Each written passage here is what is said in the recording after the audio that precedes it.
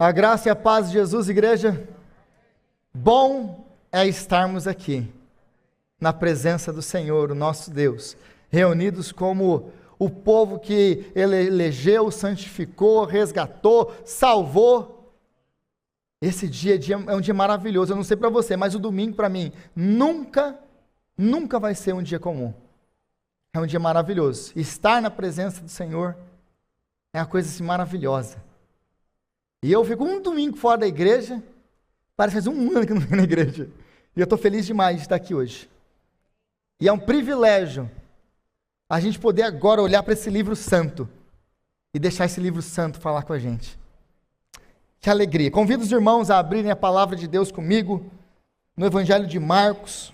Nós continuamos a nossa caminhada no Evangelho de Marcos, olhando para a vida de Jesus, aprendendo diretamente com o Mestre. Amo pregar os Evangelhos, porque pregar os Evangelhos é pregar o próprio Cristo, é falar dele. Então é um privilégio assim, sem igual. Nós continuamos de onde nós paramos, Marcos capítulo 6, a partir do versículo 45. Marcos 6, 45.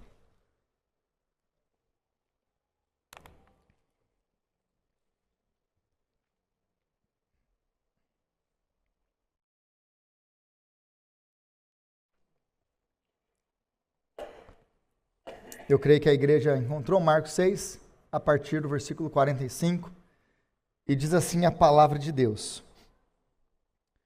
Logo em seguida, Jesus insistiu com os discípulos para que entrassem no barco e fossem adiante dele para Betsaída, enquanto ele despedia a multidão. Tendo-a despedido, subiu a um monte para orar. Ao anoitecer, o barco estava no meio do mar, e Jesus se achava sozinho em terra. Ele viu os discípulos remando com dificuldade, porque o vento soprava contra eles. À alta madrugada, Jesus dirigiu-se a eles, andando sobre o mar, e estava já a ponto de passar por eles. Quando o viram andando sobre o mar, pensaram que fosse um fantasma. Então gritaram, pois todos os tinham visto, e ficaram aterrorizados. Mas Jesus imediatamente lhes disse: coragem, sou eu, não tenham medo.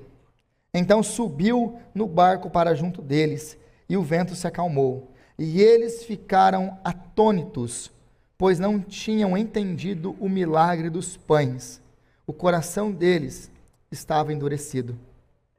Depois de atravessarem o mar, chegaram a Genezaré, e ali amarraram o barco. Logo que desembarcaram, o povo reconheceu Jesus. Ele percorria toda aquela região e levavam os doentes em macas para onde ouviam que ele estava, e aonde quer que ele fosse. Povoados, cidades ou campos, levavam os doentes para as praças, suplicavam-lhe que pudessem pelo menos tocar na borda do seu manto, e todos os que nele tocavam eram curados. Palavra de Deus. Senhor, nós te louvamos pela sua palavra. E agora clamamos a ti que o Senhor venha abrir a nossa mente, iluminar o nosso entendimento através do seu Espírito, abrir os nossos olhos espirituais, abrir os nossos ouvidos para que possamos ouvir, entender, perceber a sua palavra. E que a sua palavra venha transformar a nossa vida. E que a sua palavra venha trazer grande glória para o seu nome. E que a sua palavra venha exaltar Cristo, o nosso Senhor. Abençoa-nos assim, ó Pai, em nome de Jesus. Amém. Amém. Em 1952, Florence Chadwick, uma nadadora de longa distância americana, ela se propôs a atravessar da costa da Califórnia a uma ilha. Essa é a primeira mulher a fazer isso. Então, como ela estava já acostumada, ela nadava constantemente, ela se propôs a isso. No dia que foi decidido dela fazer isso, o dia estava muito nublado, com muita neblina, chuvoso e frio. E ela decide então fazer tudo aquilo que ela tinha já colocado no seu coração de fazer. E ela começa a sua jornada. Apesar do frio, apesar da neblina, ela consegue nadar por 14 horas seguida. Mas, por causa da densidade da névoa, ela não conseguia ver nada. Então, se sentindo perdida, frustrada, ela decide que era hora de parar, e ela pede para o barco que a acompanhava tirar ela da água. Quando ela sai da água, ela descobre que ela estava apenas a quase 1 quilômetro, um pouco mais de 1 quilômetro da terra. E aí ela fala basicamente isso, quando ela vai explicar o que aconteceu. Ela fala assim: eu não estou querendo me desculpar, mas se tão somente alguém tivesse me dito que faltava tão pouco, que a terra estava tão perto, eu teria continuado e terminado a minha jornada. Então ela volta para casa frustrada, mas 2 meses depois ela decide que ela vai fazer a travessia de novo. Naquele mesmo dia, depois de 2 meses, naquele dia estava nublado, estava frio de novo. E ela decide mesmo assim continuar. E ela vai. E nesse dia, ela consegue não apenas atravessar e chegar na ilha que era o seu destino, mas estabelecer um novo recorde. Aí depois ela vai explicar o que aconteceu, como que você conseguiu fazer dessa vez aquilo que você não conseguiu da última vez. Como que você conseguiu atravessar e chegar na ilha, apesar do frio, apesar do nevoeiro, apesar de não conseguir ver como foi da última vez.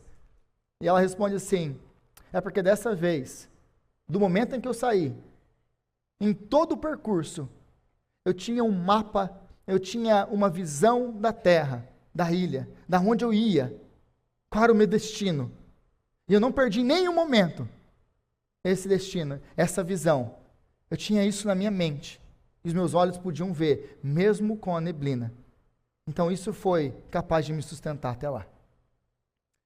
E talvez hoje você esteja aqui como a Florence. Talvez nadando no meio da tempestade, no meio da neblina, desencorajado, cansado. E talvez essa seja a situação que nós acabamos de ler aqui no Evangelho com os discípulos. Mas hoje eu quero falar com você, eu quero dividir com você algo que você pode colocar na frente para que você seja capaz de completar o percurso. Então, se você voltar esse texto comigo, nós precisamos entender sempre fazer aquela pergunta que eu sempre faço, e aqui eu estou ensinando a igreja a estudar a Bíblia. Como que eu conecto esse texto com o que veio anteriormente? Se você se lembra, essa não é a primeira vez que Jesus, ele acalma uma tempestade. Se você voltar aí no capítulo 4, a partir do versículo 35, nós já vimos que Jesus é o Senhor da tempestade. Os apóstolos estão com ele no barco, e o mar está revolto, ele está dormindo, né? Lembra daquele homem de sono pesado? Eu costumo dizer que aquela pessoa que fala, dormiu como um bebê, essa pessoa não tem filhos, nunca teve, porque ela não sabe como um bebê dorme. Quem tem filho pequeno, quem tem filhos bebês, sabe muito bem do que eu estou falando, daquelas 38 vezes que você tem acordado no meio da noite. Agora, talvez o melhor ditado que a gente pudesse estabelecer é esse: dormiu como Jesus, que o homem está no meio do mar, o mar está revolto, a água caindo em cima dele e o homem não acorda. Muitos maridos são assim, né? O bebê continua chorando as 38 vezes à noite, o marido continua uma pedra, né? Aí o marido dormindo como Jesus e o bebê dormindo como bebê. Mas se você se lembra, Jesus então ele acalma a tempestade e tudo vem a grande bonança, mas agora os discípulos estão mais aterrorizados do que eles estavam antes com a tempestade. E eles fazem uma pergunta que Marcos não responde: quem é este que até os ventos e o mar lhe obedecem? E essa pergunta não é respondida, mas aqui ela vai ser respondida. E é interessante que Jesus, ele tem dois episódios que ele acalma o mar, capítulo 4, capítulo 6, mas Jesus também tem 2 episódios que ele vai multiplicar pães. Acabamos de ver no capítulo 6, e ele vai fazer isso de novo no capítulo 8. Mas é interessante que os apóstolos ou os discípulos aqui, eles não entendem nada. Agora, esse texto é um texto muito famoso, um texto muito conhecido, que Jesus anda sobre as águas. E aí nós temos vários debates acadêmicos de, não, é impossível Jesus andar sobre as águas, é impossível que um homem ande sobre as águas. E aí eles querem trazer explicações racionais para isso aqui. Meu irmão, você está perdendo. Se você tentar fazer isso, você está perdendo toda a narrativa do texto que o texto está se propondo a colocar.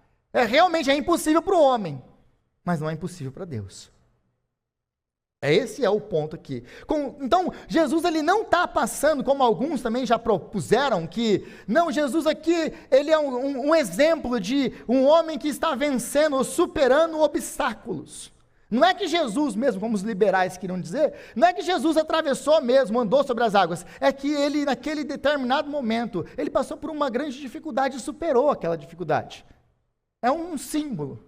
De novo, se você fizer isso com a narrativa, você está destruindo o que Marcos está tentando dizer. Então eu quero hoje tentar mostrar para você o que esse texto está falando. E ele não está falando que Jesus é apenas alguém que pode andar sobre as águas. Como nós vimos até hoje com os milagres, Jesus não é apenas um curandeiro, alguém que faz milagres. Esse texto vai muito além disso. E para entender isso, nós temos o versículo 52, que é o versículo chave para a gente entender tudo isso aqui. Se nós entendemos o versículo 51, aliás, e 52, nós conseguimos entender, porque esse texto está conectado com o que veio anteriormente. Versículo, então, 51. Então subiu no barco junto deles, e o vento se acalmou, e eles ficaram atônitos. Pois não tinham entendido o milagre dos pães. O coração deles estava endurecido. Então esse versículo é o versículo que conecta ao texto anterior. Qual foi a última vez que eu preguei esse texto? Qual foi a minha última pregação? A multiplicação dos pães. Jesus multiplica pães. E de novo, se a gente não entende tudo aquilo que nós entendemos na última pregação, a gente, Jesus multiplicou pão, legal. Nós vamos ser igual aquelas pessoas, os curiosos, aquela multidão que seguia sempre Jesus, que no outro dia volta para ter mais pão, porque por melhor que seja o jantar, você precisa de café da manhã, está com fome de novo. Mas eles não entenderam nada do que aquilo queria apontar. Então o que o texto está falando aqui para nós, no versículo 52, pois não tinham entendido o milagre dos pães. Ou seja, versículo 51, finalzinho do versículo 51, eles estavam atônitos. Por que eles ficaram atônitos? Por que eles ficaram maravilhados, ao mesmo tempo desesperados, quando eles viram Jesus? Porque eles não tinham entendido o milagre da multiplicação dos pães. E qual é o ponto do milagre da multiplicação dos pães? Jesus é aquele que provê no deserto. Ele é o novo Moisés. Então essa figura do Êxodo tem que estar muito claro na sua cabeça. Essa figura de Moisés tem que estar muito claro na sua cabeça, para que nós possamos entender o que Marcos está tentando construir e fazer aqui. Mas é importante nós também entendermos uma coisa aqui.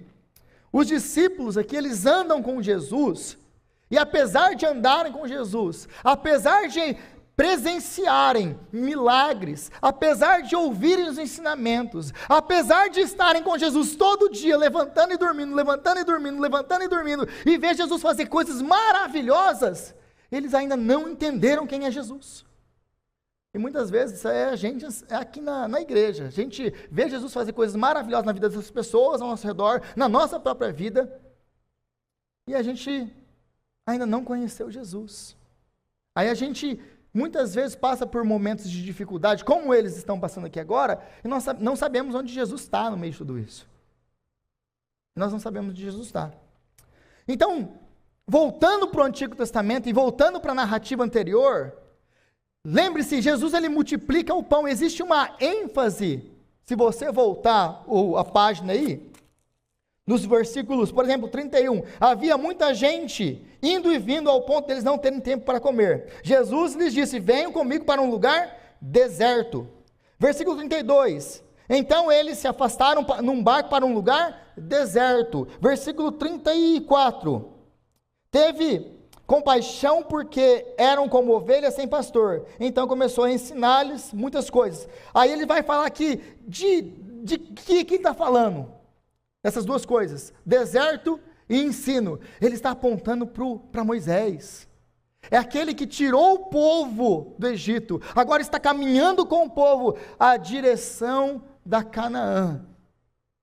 E promete ainda para eles, Deus vai levantar um outro profeta como eu.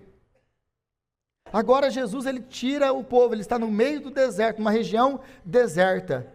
Ele agora multiplica os pães, que é a representação do maná, do sustentar de Deus durante aquele período de deserto. É Deus cuidando do seu povo, agora que eles estão saindo do Egito e indo para a terra prometida, para Canaã.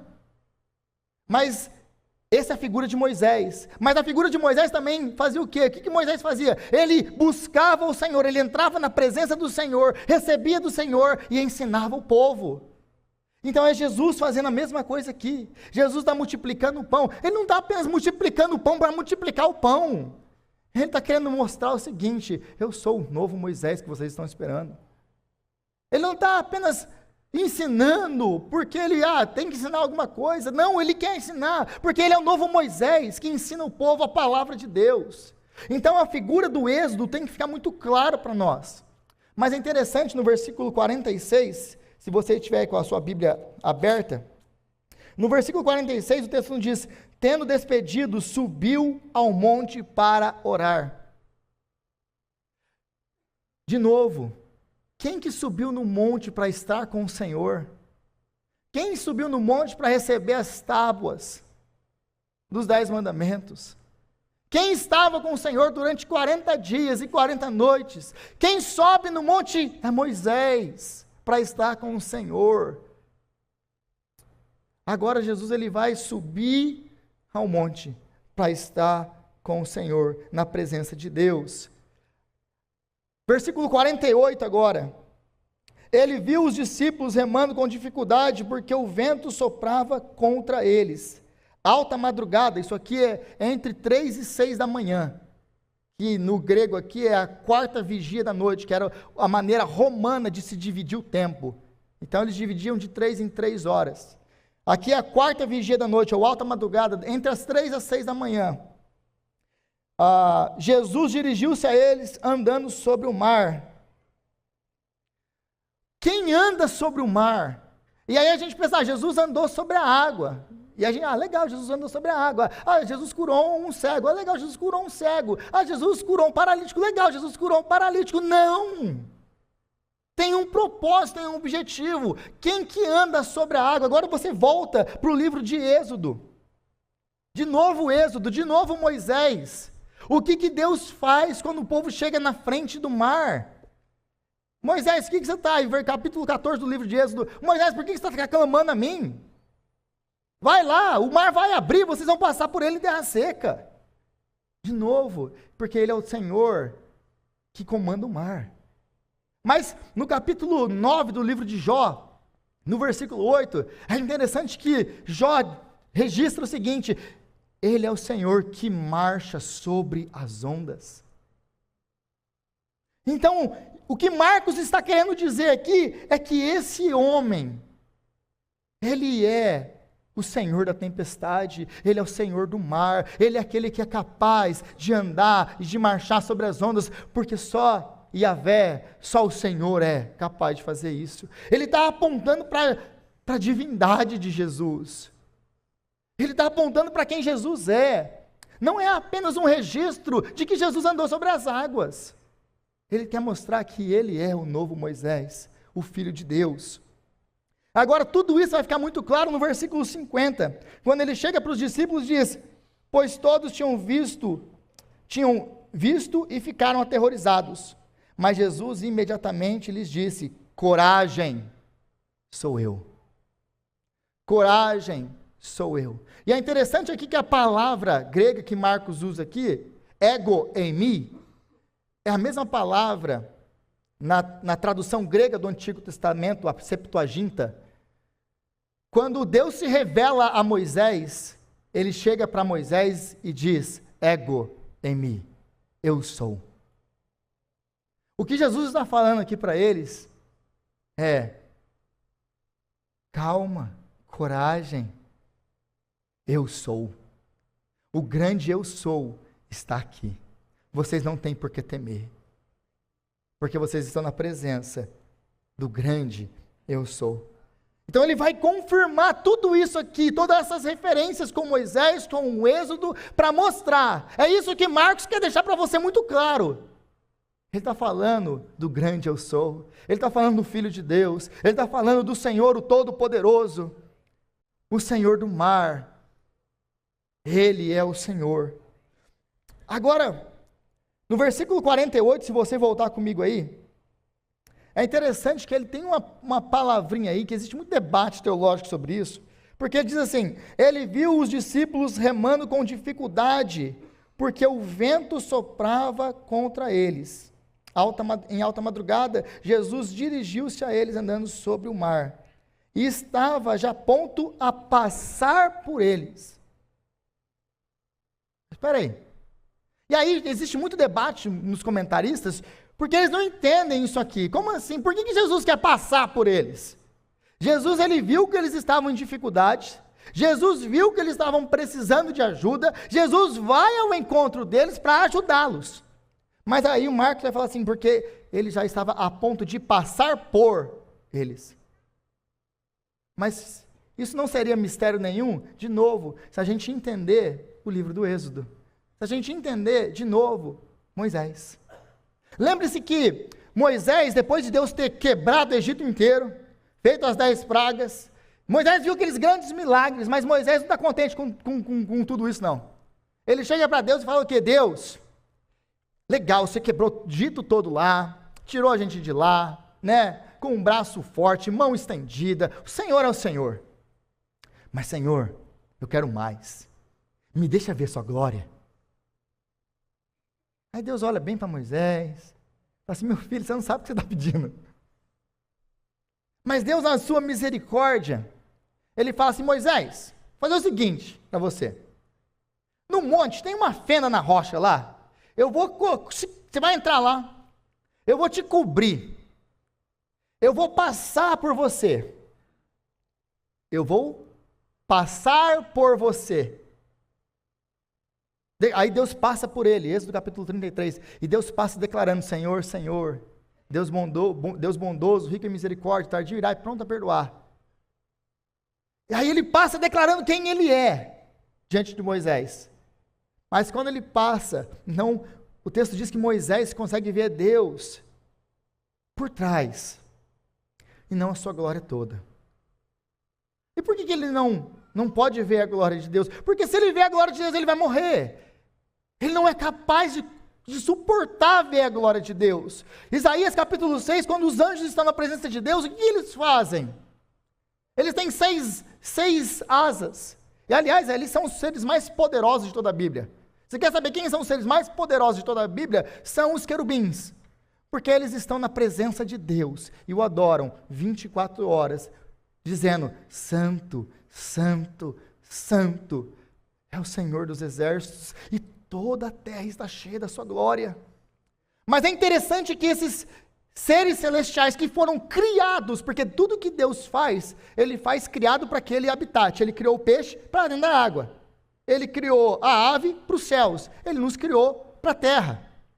Agora ele criou os querubins, e ele dotou eles de serem capazes de estar na sua presença, porque nenhum ser pode estar na presença desse Deus tão glorioso, se Deus não o capacitar, se Deus não o fizer para isso. Mas mesmo sendo esses seres poderosos, Isaías vai nos dizer que a visão dele, ele vê que com 2 asas eles voavam, com 2 asas eles se cobriam o corpo, o rosto, com 2 asas eles cobriam os pés.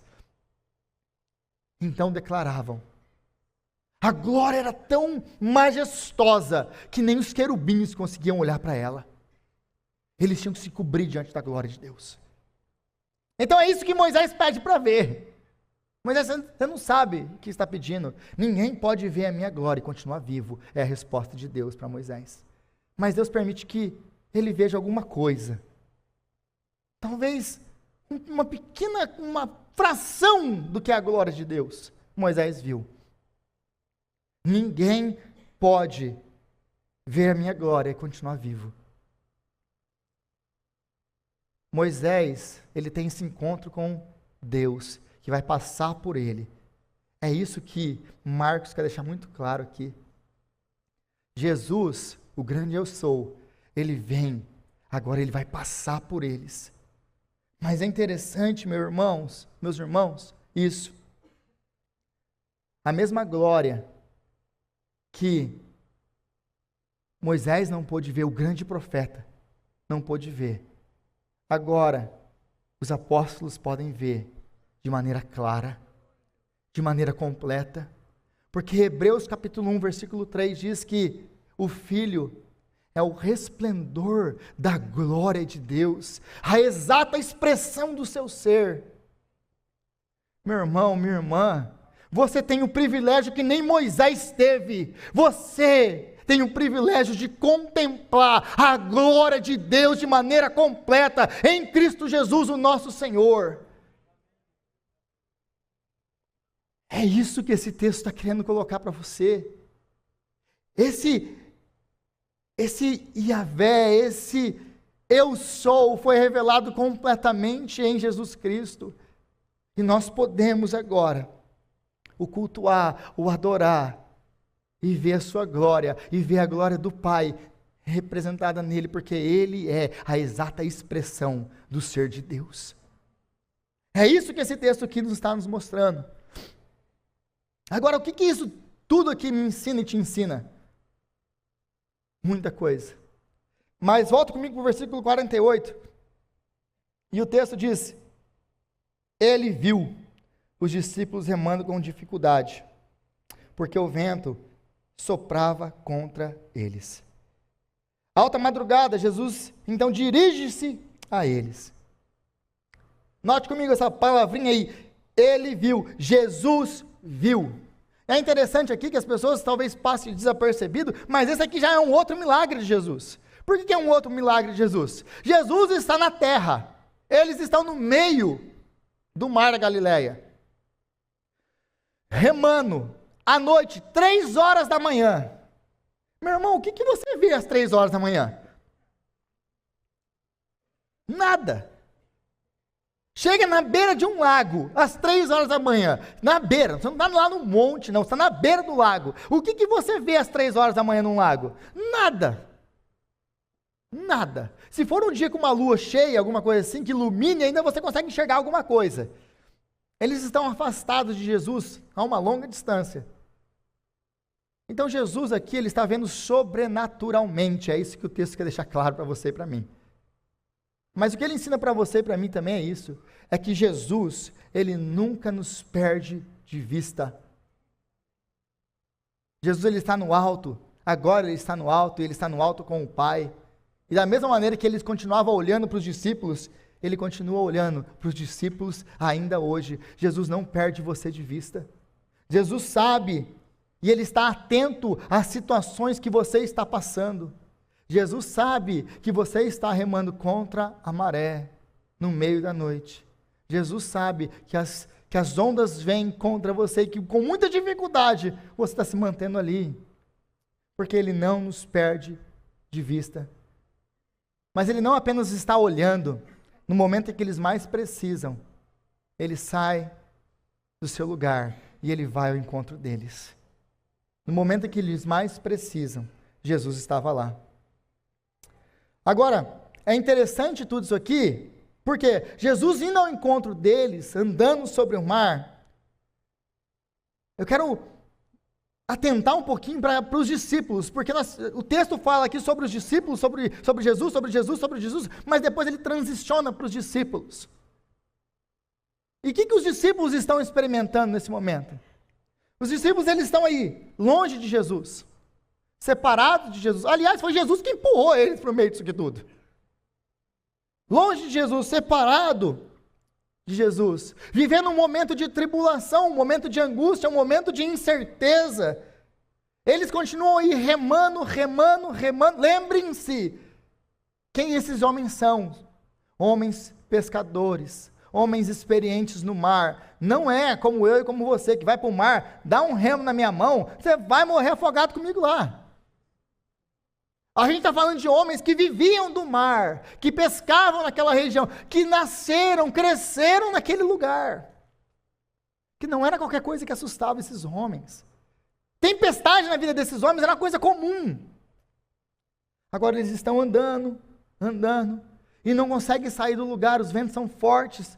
Eles não conseguem, apesar de toda a sua experiência, apesar de toda a sua força, apesar de tudo o que eles sempre fizeram, eles não continuam. Eles não têm uma perspectiva de que alguma coisa vai mudar.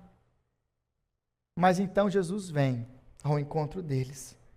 E é nesse momento que eles estão passando por tudo isso, que Jesus se compadece. Jesus vai ao encontro deles. Mas note uma coisa. Jesus, ele não faz eles saírem do mar. Jesus não os tira do mar e coloca eles na terra. Jesus não os tira e coloca na praia. Jesus entra no barco junto com eles. E então Jesus dá a eles a capacidade, agora com a sua presença, agora com com o vento e o mar controlado, ele capacita eles a continuarem a sua jornada até o fim. E o que isso me ensina? O que isso te ensina? Que Jesus, ele conhece a nossa dor, ele conhece que nós estamos passando, ele sabe da nossa luta, ele sabe que muitas vezes estamos remando contra a maré, ele sabe que muitas vezes nós estamos na noite escura da alma.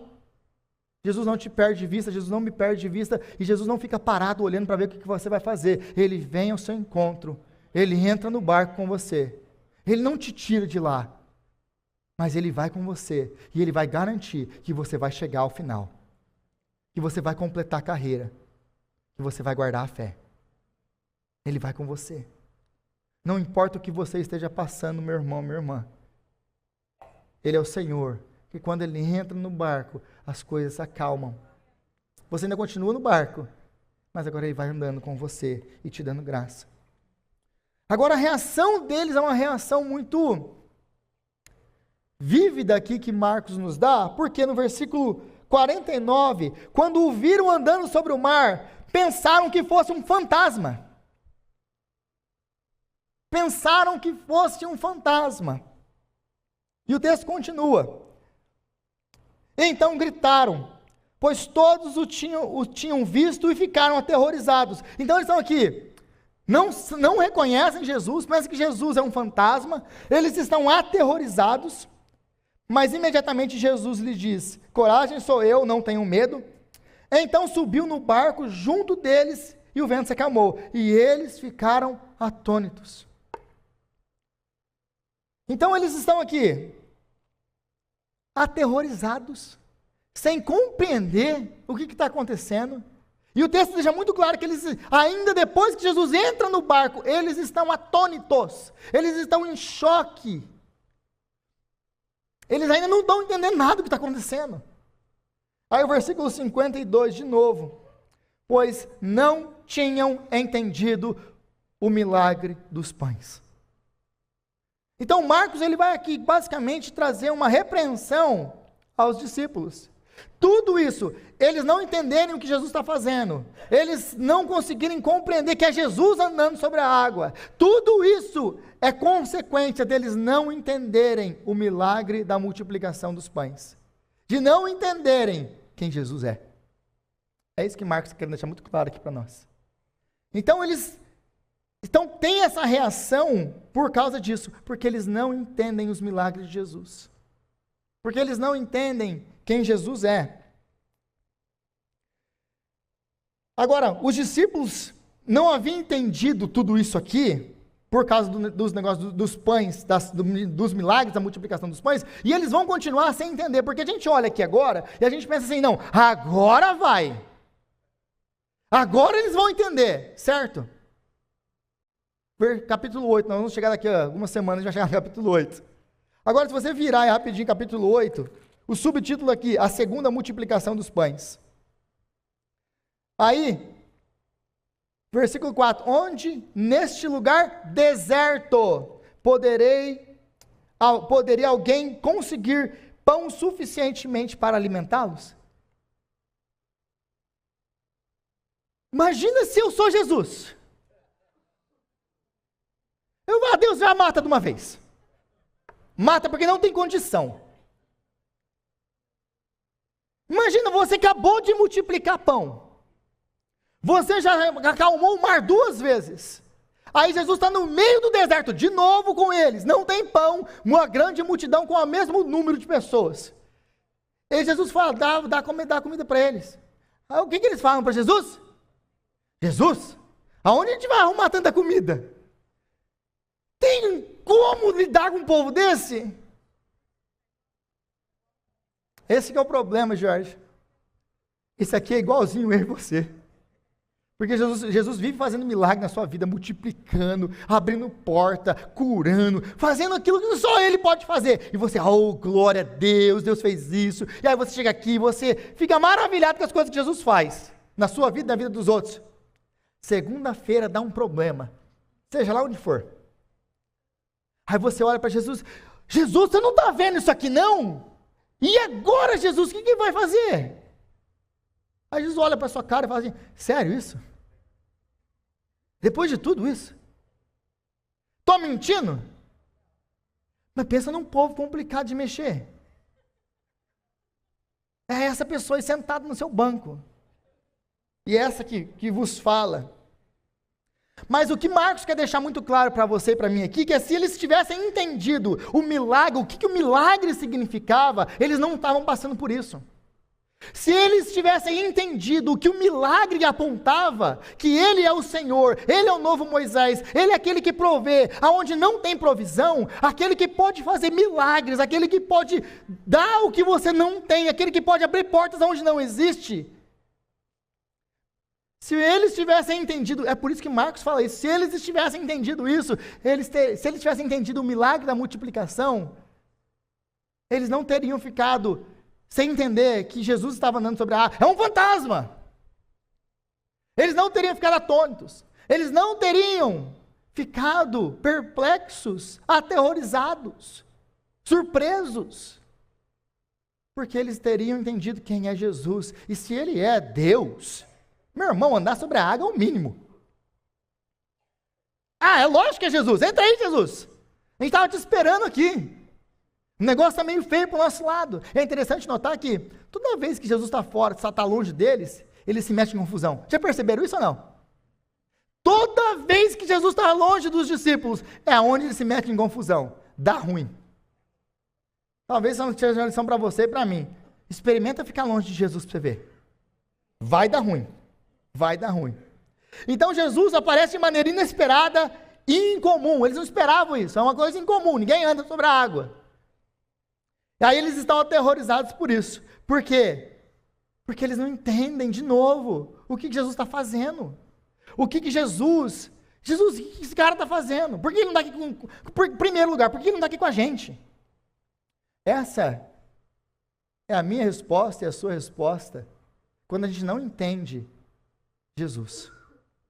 Quando a gente não entende os milagres de Jesus na minha e na sua vida. Quando a gente não entende quem é Jesus de fato e de verdade. Quando a gente continua lidando com Jesus como se ele fosse apenas mais um profeta. Porque muitas vezes a gente vai para Jesus como se ele fosse o Pig Bank. Né? Quebra o porquinho, me dá um dinheiro aí que eu estou precisando, Jesus. Ou como se fosse um ATM. Ou Jesus, eu estou precisando fazer um saque rápido. Ou se não, como se Jesus fosse uma emergência do hospital. Eu vou lá, né, dá uma consertada em mim aí, não, vai para casa, toma um Tilenol que está tudo certo. Né, que é mais ou menos assim que funciona. Aí a gente trata Jesus como se ele fosse esse caixa eletrônico, essa é a emergência do hospital. Vem, pega o que precisa e vai embora. Aí é por isso que a gente passa pelo que a gente passa e a gente não entende o que ele está fazendo. A gente não entende as ações dele. Nós não entendemos que ele que está andando no meio da tempestade com a gente. Aí a gente confunde Jesus com um fantasma. Esse que é o nosso problema. E aí isso vai gerar em nós a falta de fé. Porque o problema de tudo isso aqui deles é que eles não têm fé. O coração deles está endurecido. E por que que a falta de fé chega para nós? Por que que nós não confiamos em Jesus no meio das nossas tribulações, das nossas circunstâncias adversas? Sabe por quê? Porque nós tiramos os olhos de Jesus e colocamos os olhos nas nossas circunstâncias. A falta de fé, ela vem quando nós tiramos os olhos de Jesus e começamos a olhar para o mar. A falta de fé, ela vem quando nós tiramos os nossos olhos de Jesus e começamos a olhar para o vento. É nessa hora que a falta de fé vem. Meu irmão, continua olhando para Jesus. Seja lá pelo que você está passando, porque não tem diagnóstico médico que ele não transforme, que ele não mude. Não tem situação que ele não reverta. Não tem coração que ele não console.